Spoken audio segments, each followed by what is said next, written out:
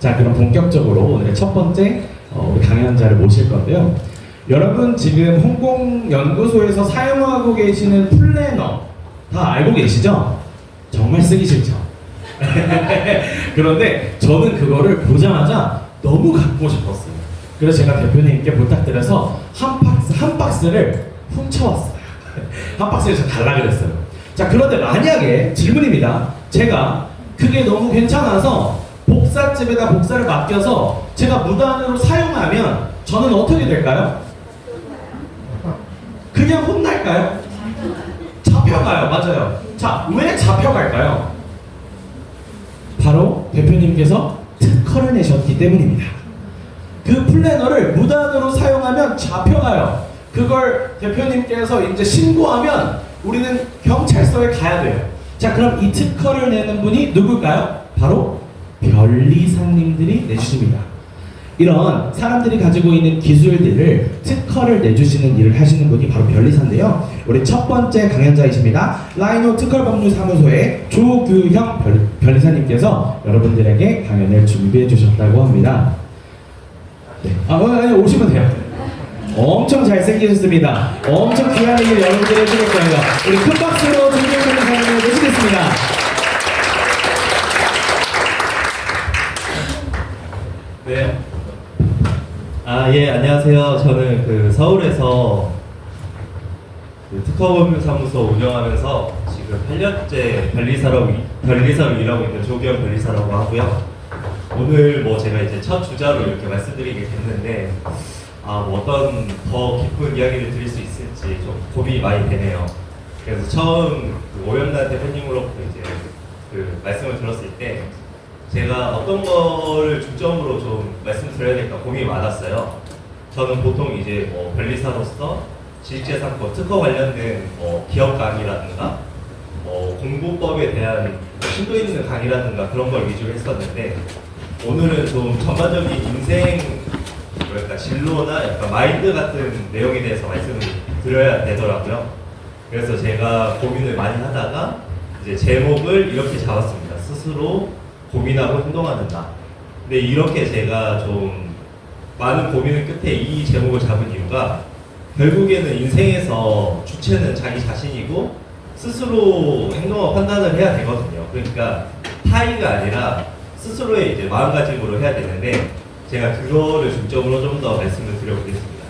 근데 이제 제가 변리사이기도 하고 뒤에 이제 약간 프로필도 말씀드릴 건데, 프로필이 나쁘지 않거든요. 근데 이제 이거에 대해서 어떻게 보면은 그냥 자기 자랑 한다고 재수없게 생각하실 수도 있는데, 제가 이제 저의 이제 좀 서사를 좀 말씀드릴 건데, 지극히 평범했거든요. 그래서 남 일이 아니다, 그러니까 다른 세계의 일이 아니다라고 생각하시고 한번 기분 좋게 들어주셨으면 좋을 것 같습니다. 그래서 한번 이야기를 해보면, 간단하게 제 이야기를 해보면, 이렇게 변리사로 활동하는데, 크게 제가 한양대학교에서 4년 전액장학금을 받았거든요. 근데 이거가 처음부터 이렇게 잘 산 게 아니고, 제가 이제 차근차근 하나씩 말씀드리면, 저가 전라남도 순천에서 초중고를 나왔어요. 순천이 아시는 분 아시겠지만 30만 도시에 완전 전라남도에서도 그냥 시골에 속하는 도시거든요. 그리고 이제 그 중에서도 금남중학교라는 곳을 나왔는데, 옆에 논도 있고 철도도 지나가는 정말 그냥 평범한 중학교예요. 근데 저희 금남중학교의 유일한 자랑을 한다 말씀드리면, 솔로 지역이 덱스 아시죠? 덱스가 제 후배거든요. 저희 검색했더니 금남중학교 나왔더라고요. 그래서 제가 항상 어디 가서 말씀드릴 때 최고의 아웃풋이다, 금남중 최고의 아웃풋이다 라고 항상 말씀드리면서 금남중을 말씀드리는데, 그 정도로 진짜 뭐가 없는 곳이에요. 뭐가 없는 곳이고, 뭐가 없는 곳에서 저도 그냥 매일 축구하고, 그냥 초등학교 때 그냥 받아쓰기 그냥 열심히 하고, 공부에 대해서 그렇게 아무 생각 없고, 그냥 말 그대로 순수한 시골 청년이었어요. 시골 청년이었고, 중학교 때 이제 들어갔더니 아니나 다를까 그냥 평범하게 등수가 나오더라고요. 그래서 여기도 적어놨지만 이제 434명 중에 200등대 정도를 했었거든요. 저는 별로 공부에 관심도 없고. 근데 이제 이거를 부모님께 가져왔더니, 엄마한테 가져왔더니 엄마가 그때 처음이자 마지막으로 화를 내시는 거예요. 보통 화를 안 내시는데 이게 지금 자랑이라고 가져왔냐고. 그런데도 저는 아무 생각 없이 그냥 화해하고 있었는데 그 제가 중학교 1학년 때 정말 사모하던 친구가 있었거든요. 지금도 아직도 가끔 이렇게 생각나는 친구인데 그 친구랑 막 짝이 되려고 제가 막 엄청 막 고민도 하고 막 했었는데 그 친구한테 아무 생각 없이 200등이다 하면서 이렇게 성적표 보여줬더니 그 친구는 전교 3등인 거예요. 그래가지고 이게 뭐지라고 했는데 그 친구가 약간 이제 어떻게 보면은 워낙 그 등수로 좀 서열이 나눠지던 분위기다 보니까 저를 그냥 평범한 친구 일로 생각을 했었던 것 같아요. 그래서 저도 이제 너무 사모하는 친구니까 한번 좀 잘 보여보고 싶다라는 생각으로 하루에 1시간씩 공부를 해봤었어요. 1시간씩 해보고 했더니 이제 좀 성적이 낮으니까 1시간만 해도 금방 오르더라고요. 그래서 그 다음에 이제 그 1학년 끝날 때쯤에 제가 이제 100등대로 올라가긴 했었거든요. 그때 그 친구가 좋게 봐주고 뭐 약간 뭐 TMI지만 뭐 이제 관계도 발전시키고 막 했었는데 이제 그렇게 공부를 한번 해보고 올라온 맛을 보니까 이게 좀 알 것 같은 거예요. 왜 사람들이 이렇게 공부를 하고 이게 어떤 재미가 있는지. 그래서 제가 그 뒤로부터 좀 더 약간 마음을 먹고 그 중학교 1학년 때는 1시간을 했다 했잖아요. 근데 이제 중학교 2학년 때는 매일 2시간을 하고 3학년 때는 매일 3시간을 했어요. 그러다 보니까 이제 아까 말씀드렸던 200등대에서 결국 그 중학교 졸업할 때쯤에는 이제 30등대까지 올랐었거든요. 근데 그러면서 당연히 뭐 단순히 제가 이렇게 공부법만, 그러니까 공부 시간만 말씀드렸지만 당연히 저 혼자 고민도 하고 막 했겠죠. 그래서 그러면서 이제 마지막에는 괜찮게 좀 졸업을 했었는데 여기서 제가 이제 말씀드리고 싶었던 거는 아까 제가 그 제목에서 스스로 고민하고 행동하는 나라고 했잖아요. 저는 그 스스로 고민하고 행동할 수 있었던 원동력이 그런 친구를 만나서 잘 보이고 싶다는 마음에 그렇게 동기부여를 받고 했었던 거거든요. 근데 여기서 포인트는 뭐 갑자기 무슨 옆에 있는 친구를 사랑하라 그런 게 아니고 스스로만의 약간 좀 동기부여를 찾는 게 참 중요한 것 같아요. 근데 여기서 동기부여라는 게 단순히 뭐 공부를 잘해야 된다는 동기부여가 아니라 오늘은 제가 어떻게 보면은 인생의 마인드에 대해서 말씀드리려고 왔잖아요. 이 인생이라는 게 공부만 있는 게 아니거든요. 뭐 예체능을 할 수도 있고 심지어 10대 때부터 유튜버를 할 수도 있고 아니면 뭐 사업을 할 수도 있고 아니면 그냥 말 그대로 그냥 건강하고 행복하게 살자일 수도 있고 정말 다양한 형태의 이런 인생들이 있어요. 근데 그 다양한 형태의 인생에서 스스로 좀 이렇게 동기부여를 찾고 스스로 거기에서 재미를 가지면서 뭔가를 열심히 해야 된다는 게 참 중요한 포인트인 것 같아요. 그래서 이런 열심히 해야 되는데 그거는 이제 좀 나이를 드시면 드실수록 이 워낙 야생 같은 인생에 좀 더 좀 공감을 하시겠지만 좀 뭔가 열심히 살아야 되거든요. 근데 이제 열심히 살려면 원동력이 있어야 되잖아요. 그 원동력을 나는 어디서 찾을 수 있을지에 대해서 고민을 해보면 너무 좋을 것 같아서 이제 첫 번째 포인트로 말씀을 드렸고 그래서 동기부여를 받아서 열심히 살아야겠다라는 마음을 먹었으면 거기에 대해서 막 무리하게 하는 거를 추천드리지 않아요, 개인적으로. 제가 뭐 간단한 예시로 공부 시간 1시간, 2시간, 3시간이라고 이렇게 말씀을 드렸잖아요. 그것처럼 좀 점진적인 게 좀 필요하다 생각하거든요. 왜냐면은 쉬운 예시로 그 마라톤 저는 항상 비유를 많이 드는데 그 처음부터 이 마라톤을 완주하기 위해서 처음부터 전력 질주하면 뛰어보시면 알겠지만 금방 힘들고 그게 이제 뛸 수가 없게 돼요. 그래서 처음부터 좀 템포를 조절하면서 스스로 약간 몸 상태를 좀 체크하면서 이렇게 해야 이게 장기적인 프로젝트까지 이어지는 거거든요. 그것처럼 이제 자기가 어떤 동기부여를 받고 열심히 하려고 했을 때 막 욕심을 내서 막 갑자기 안 자면서 막 공부를 한다거나 또는 사업 계획한다고 갑자기 말도 안 되는 뭐 무슨 투자를 받는다거나 그런 게 아니라 한 스텝 한 스텝 약간 저는 방금 수치적으로 말씀드렸지만 뭐 스스로의 약간 플랜상 한 스텝 한 스텝으로 약간 무리 없이 하는 거가 중요하다라는 걸 이제 두 번째 포인트로 잡아봤습니다. 그래서 저의 뭐 첫 번째 간단한 이야기에서의 전해드리고 싶은 말은 이거였고요. 두 번째는 이제 제가 이제 변리사 시험 공부 관련해서도 또 말씀드릴 수 있을 것 같아요.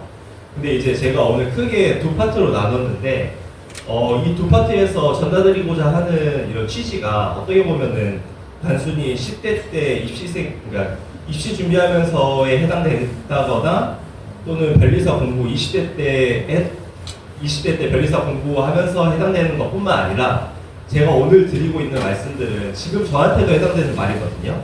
아까 스스로 고민하고 행동하는 거 지금도 하고 있고 점진적으로 제 지금 상황을 개선시키는 거 지금도 하고 있고 동기부여를 끊임없이 찾으려고 하는 거 지금도 하고 있단 말이에요.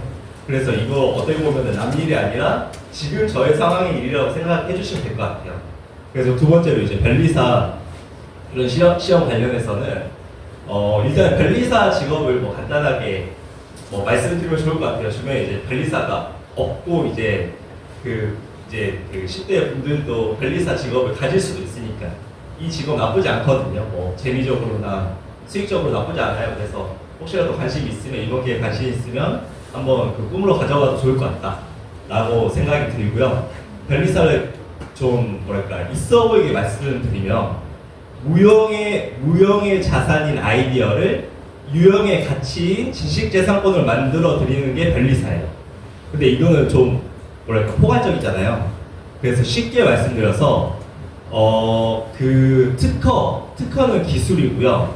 상표는 브랜딩이에요. 예를 들어서 애플이 그 사과 이렇게 한 입 깨어 묻는 그 로고 있잖아요.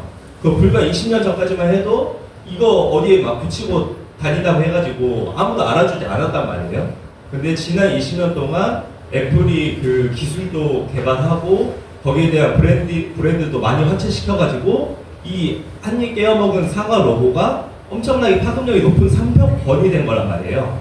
그것처럼 유형의 가치를 아주 강력한 유형의 가치로 만들어주는 직업이 이제 변리사라고 생각하시면 되는데 크게 이제 특허권, 상표권, 뭐 디자인권, 저작권, 뭐 반도체 배치 설계권, 뭐 식품적 보호권 이렇게 많은데 이 중에서 이제 특허권이 가장 파이가 커요. 그러니까 기술을 다루는 지식재산권이 가장 그 시장 규모가 또 크고 그래가지고 기술 이해도를 요구하다 보니까 보통 이제 이런 공대 계열을 나와서 변리사가 돼요.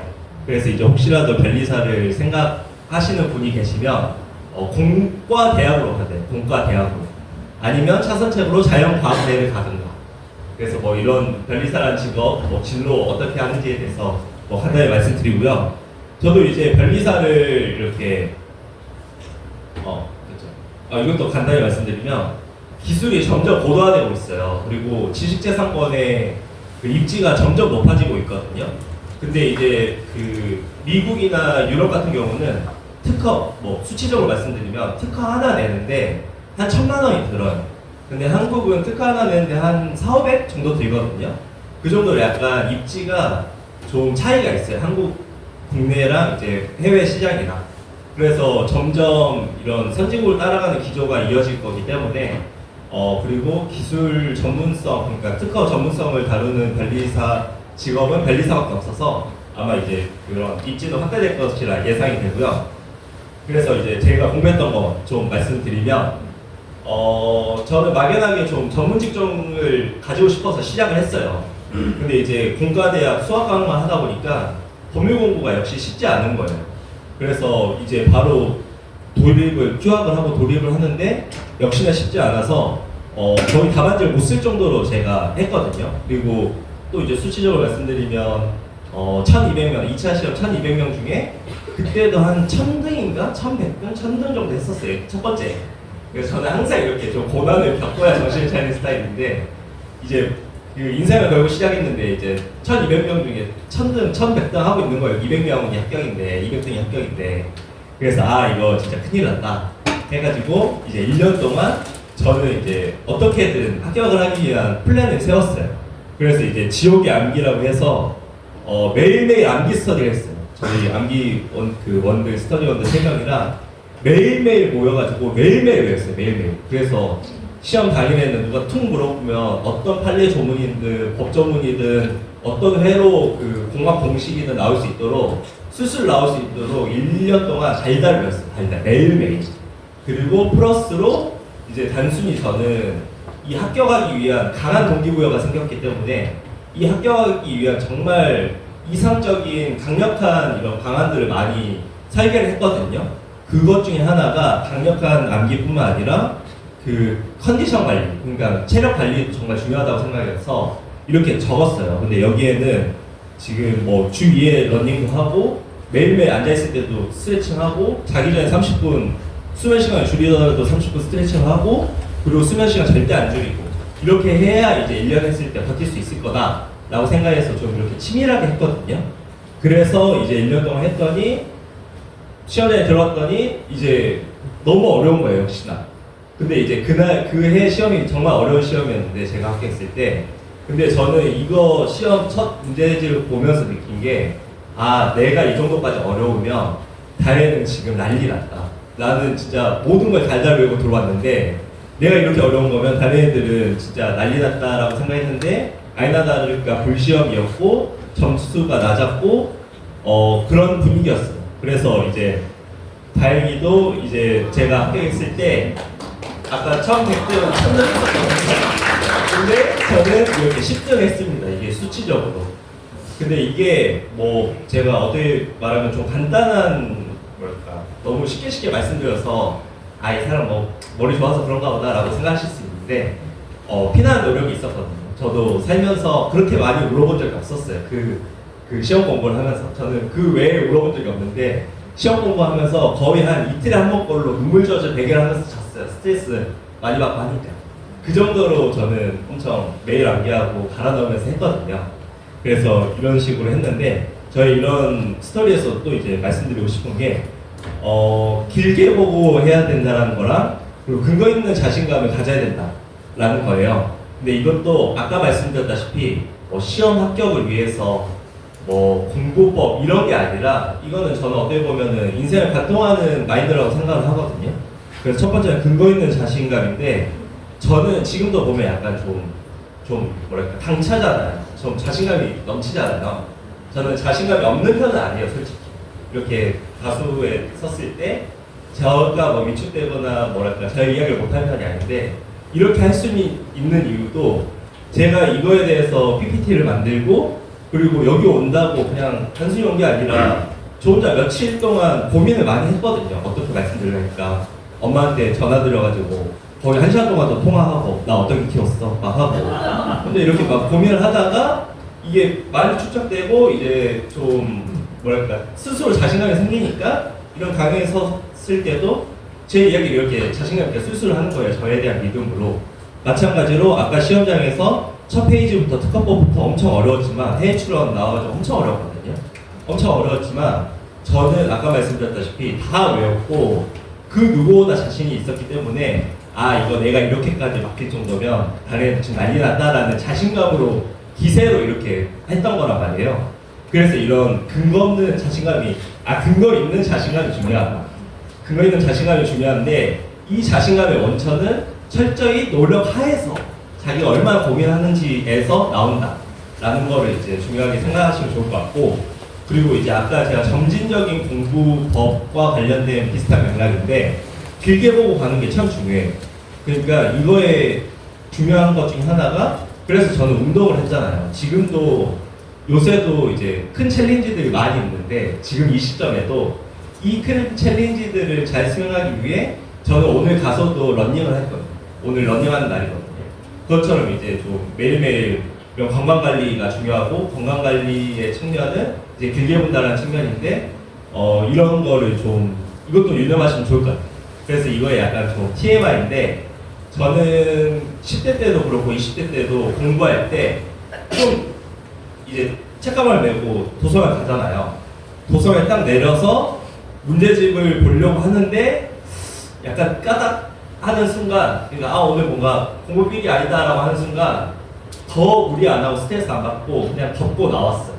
그날 그냥 친구들한테 막 연락 돌리면서 재밌게 놀고 그리고 뭐 이틀 재밌게 놀고 한 3일째 이제 다시 들어서 공부하고 그렇게 했거든요. 근데 그렇게 하는 이유가 절대 공부하면서 스트레스를 안 받고 싶어가지고 근데 당연히 스트레스를 받죠.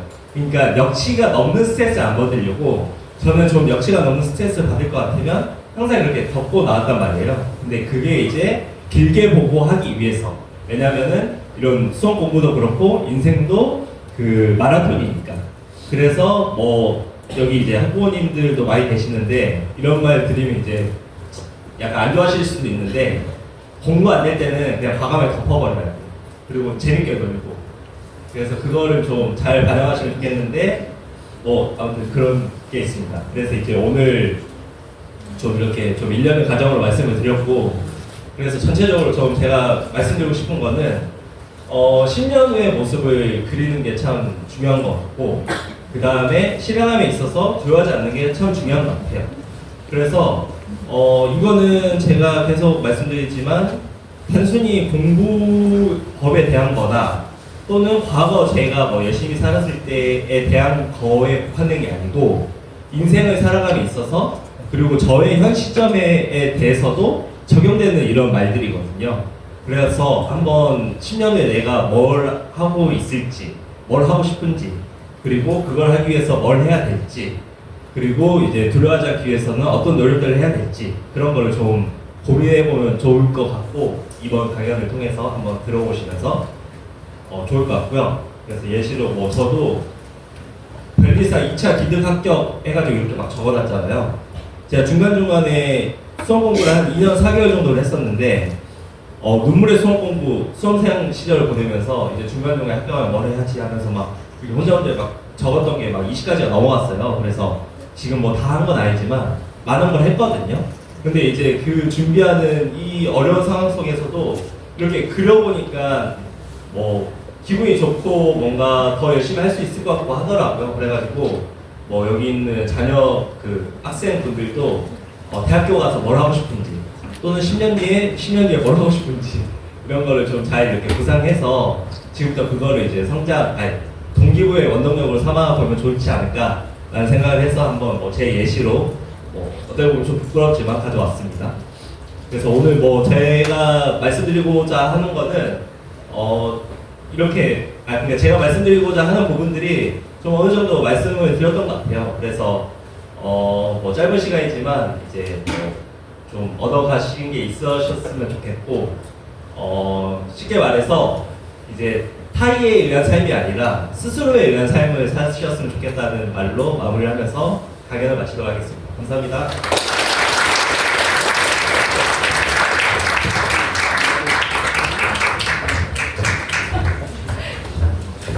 꽃다발을 또 준비해 주셨네요. 꽃다발 주신 분은 사진도 한번 찍어도 될까요? 네, 가운데로 와주세요. 되게 좋아하시는데요? 네, 사진 저기 부원장님 보시고 찍겠습니다. 하나, 둘, 셋. 네, 감사합니다. 여러분, 어떠셨어요? 그래도 말하는 사람 성의가 있는데 바로 좋았어요가 나와야죠. 다시 여러분 어떠셨어요? 네, 무엇보다 이제 얼굴이 당한 것 같아요, 그죠? 우리 여학생들 표정이 굉장히 한껏 밝아졌어요. 네. 저는 이제 변리사님 이제 강연을 들으면서 아까 딱 정의해 주신 그게 너무 멋있었어요. 자, 변리사라고 하는 직업을 설명해 주실 때 무형의 자산인 아이디어를 유형의 자산인 지식재산권으로 만들어주는 행위, 그리고 무엇보다 이거 나쁘지 않다. 그러니까 관심 있는 사람은 이렇게 태클을 타서 가라라고 하는 실질적인 조언까지. 여러분, 입시라고 하는 시장이 매년 바뀌고 있잖아요. 그래서 저는 오경란 대표님께서 이 잡세일을 통해서 세상에 이렇게 많은 직업들이 있고 이런 직업들을 가진 사람들의 현장의 이야기를 들려주면서 너희가 어떤 전공을 선택하고 나중에 어떤 삶을 살아갈지에 대해서 실제 경험한 사람들의 이야기를 들어라 라고 하는 기회가 참으로 좋은 것 같아요. 그래서 저도 알지 못했던 이 변리사라고 하는 세계, 그리고 변리사 시험을 어떻게 합격했는지까지 그런 많은 자신의 인생 이야기를 들려주신 우리 조규영 변리사님께 다시 한번 큰 박수 부탁드립니다.